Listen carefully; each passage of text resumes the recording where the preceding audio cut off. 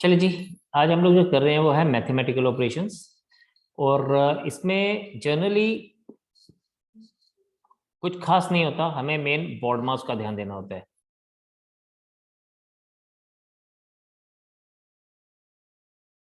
तो हम लोगों को इसमें बोर्ड मास का ध्यान रख के रखना है।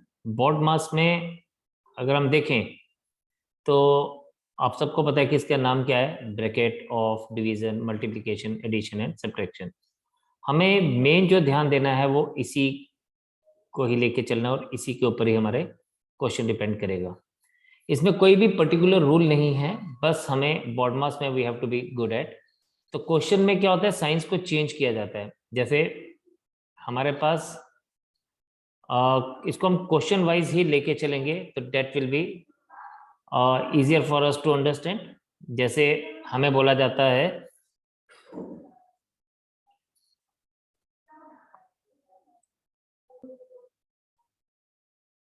अब यहाँ पे हमारे पास दिया हुआ है plus means divided by, minus means added to, multiplication means subtracted from, and division means multiplied by. Then what is the value of 15 divided by 12 minus 36 plus 3? तो हमने इस तरह के क्वेश्चन को क्या करना है, हमें सबसे पहले जो एक्सप्रेशन हमारी लिखी गई है हम उसको एज इट इज लिख दीजिए। 15 डिवाइडेड बाय 12 माइनस 36 प्लस 3। इसको आप चेंज करेंगे, plus means minus, plus means divided bye,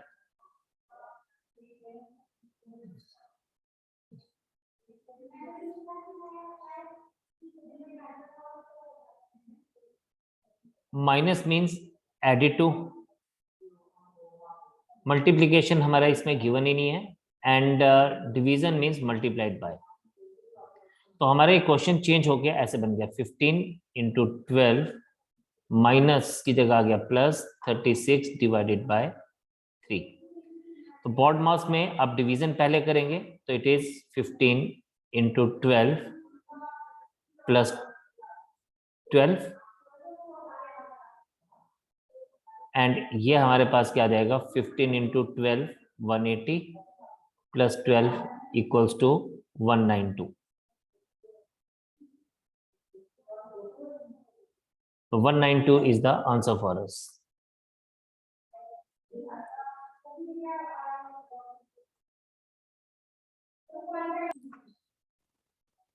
अब यहाँ पे है प्लस स्टैंड्स फॉर मल्टीप्लीकेशन। तो चलिए पहले हम लोग वही करेंगे, 12 plus 90 minus 5 into 9 divided by 3, plus stands for multiplication, minus stands for division, multiplication stands for minus and division stands for plus. तो ये हमारे पास आ जाएगा 12 into 90 divided by 5 minus 9 plus 3।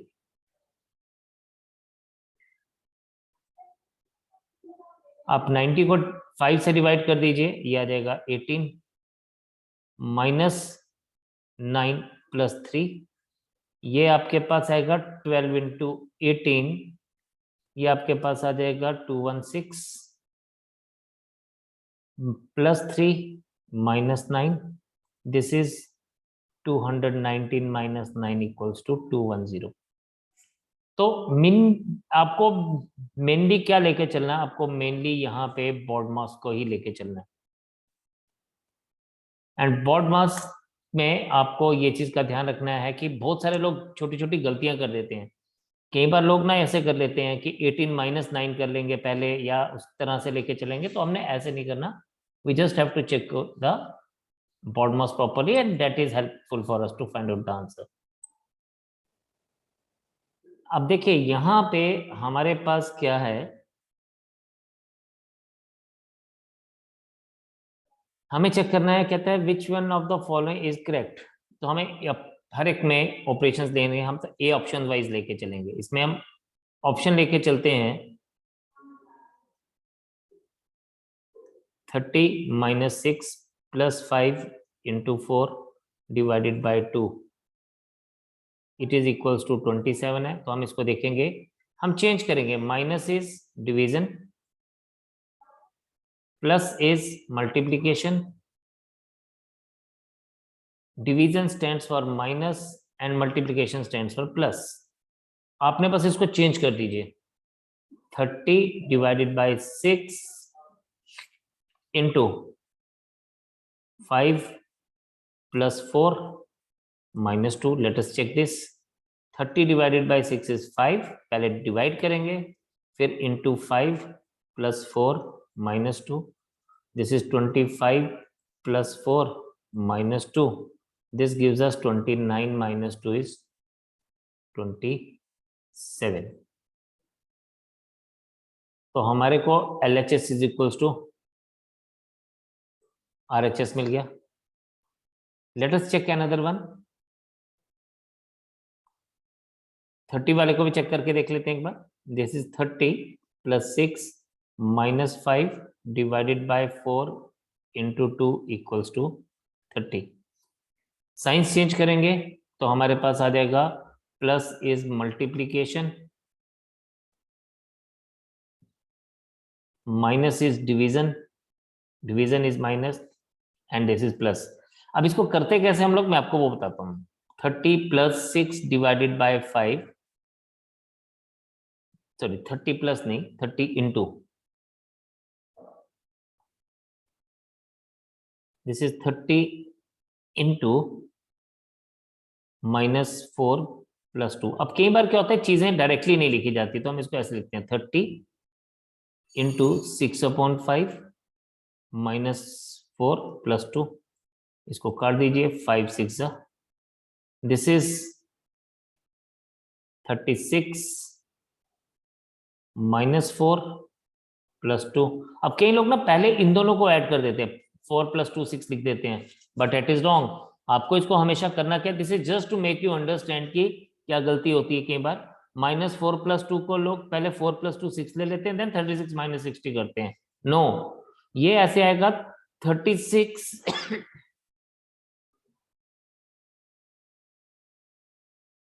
This is 36, add पहले करेंगे और माइनस वाली term बाद में लिखेंगे, तो 38 -4 इक्वल्स टू 34.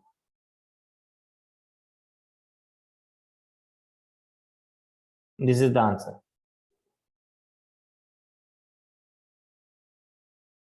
ठीक है, तो अब यहाँ पे दिस इज रॉन्ग. इसी तरह से आप बाकी लोगों को भी चेक कर सकते हैं टू फाइंड आउट कि which one of the follow is correct और नॉट. ठीक है जी. नाउ इनमें से एक क्वेश्चन मेरा और एक क्वेश्चन आपका. अब फर्क क्या है, मैं नंबर 13 वाला करता हूं, आप नंबर 14 वाला करेंगे.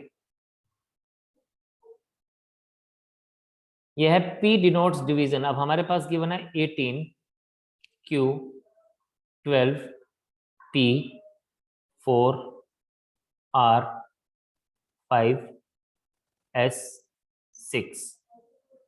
अब Q की जगह आप क्या लिख दीजिए, 18 इंटू 12. P की जगह पे आ जाएगा आपके पास डिवीजन,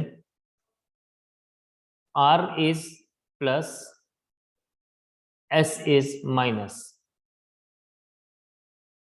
ये आपके पास बन जाएगा 18 इंटू 12/4 + 5 - 6, ऐसे लिख दीजिए. ठीक है, and then 4 3 = 12, this is 54 + 5 - 6, 59 - 6 is 53.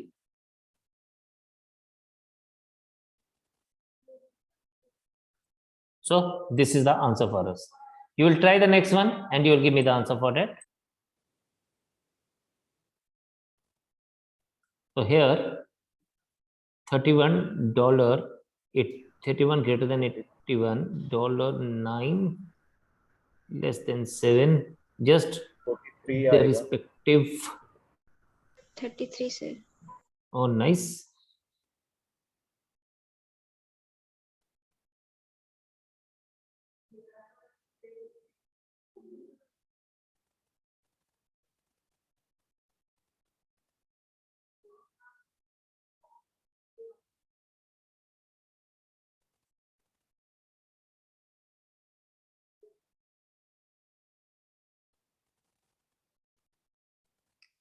चलिए जी, 9 9 जा 81 and this is 40 minus 7 is equals to 33, and right.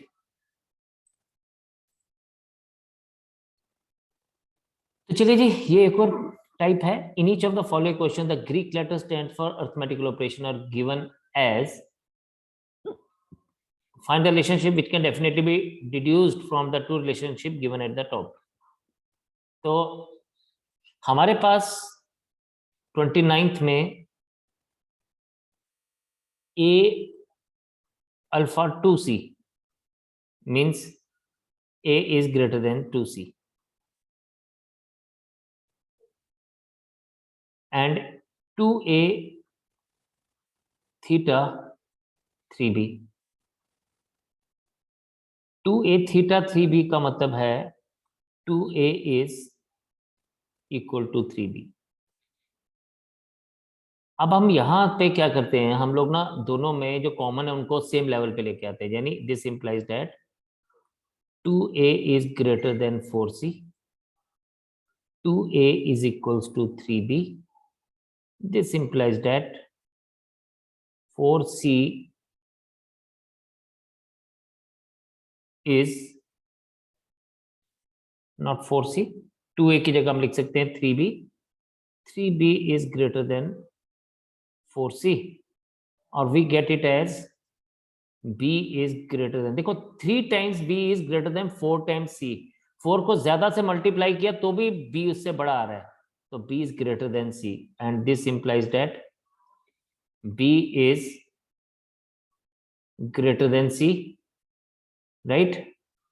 और this implies that c is less than b. हम ऐसे भी लिख सकते हैं क्योंकि इसमें हर एक केस में c पहले लिखा गया है, और लेस देन के लिए हम लोग क्या यूज कर रहे हैं, बीटा. तो c beta b is the answer for us. So for that matter, c beta b.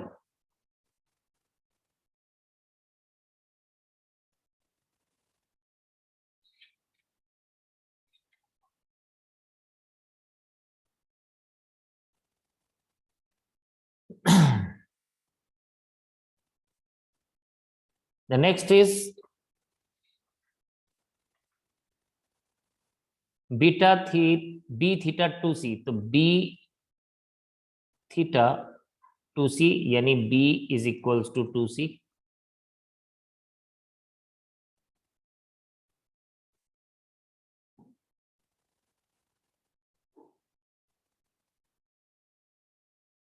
and 3c gamma a. 3c is gamma a का मतलब क्या है, is not greater than a. अब इस बात को समझना है, 3c gamma a is, it is not greater than a, इसका मतलब इट इज लेस देन और इक्वल टू ए. जब यहाँ पे नॉट ग्रेटर देन आ रहा है तो या तो लेस देन है या इक्वल टू है, तो हमने दोनों को लेके चलना है. नाउ अब आप सिंपल क्या करें, आप ना दोनों सीज को बराबर कर दें. कैसे करेंगे, एलसीएम ले लें इनके कोफिशिएंट्स का. 2 और 3 के कोफिशिएंट का एलसीएम आता है 6, तो आप दोनों को 6 बना दीजिए. तो आएगा 3b is equals to 6c, and 6c is less than equal to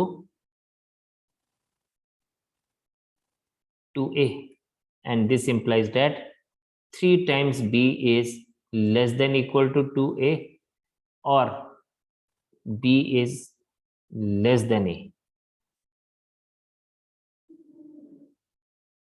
If we are getting, sorry, ये हमारे पास, ये मैंने साइन गलत लिखा था यहाँ पे, इसको c is less than b आएगा, और यहाँ भी b is less than a है, so I should get it as b beta a.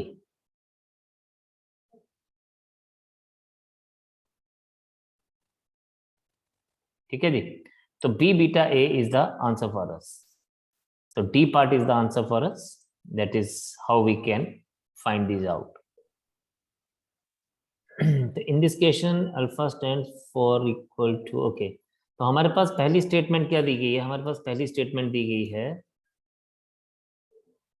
6x alpha 5y and 2y beta 3z. अब 6x अल्फा अगर हम देखें तो alpha stands for equal to, तो 6x is equals to 5y and 2y beta is greater than, तो 2y is greater then 3z. आपको you just do one thing, just make these coefficients of 5y as common, मतलब take the LCM and make both of them as 10. तो याद आएगा 12x is equals to 10y and 10y is greater than 15z. This implies that 12x is greater than 15z. 3x is greater than, sorry, 4x is greater than 5y. 4x is greater than 5z. And greater than के लिए हमारा beta use हो रहा है, इसलिए we can write it as 4x beta 5z रहेगा. yes, तो फिर this ये is ऑप्शन नहीं है. sorry 4x greater than, I'm so sorry, बराबर है. just a second. 6 2s are 12, 5 2s are 10, right? 2 5s and 3 is right. 4x is greater than 5z. Yes, अब देखिए यहाँ पे if you see here, of course option में ये चीज दिख नहीं रही है, 4x is greater than 5z हमें कहीं पर भी नहीं दिख रहा है, राइट? बट एक बात पक्का है कि अगर 4 of x is greater than 5 of z, this also implies that कि 4 of x is greater than 3 of z. अगर कोई चीज 5 टाइम्स किसी से बड़ी है, 5 टाइम्स ऑफ समथिंग से बड़ी है, तो वो 3 टाइम्स से तो बड़ी होगी ही होगी. तो इसलिए yes, for that matter this B part is the answer for us.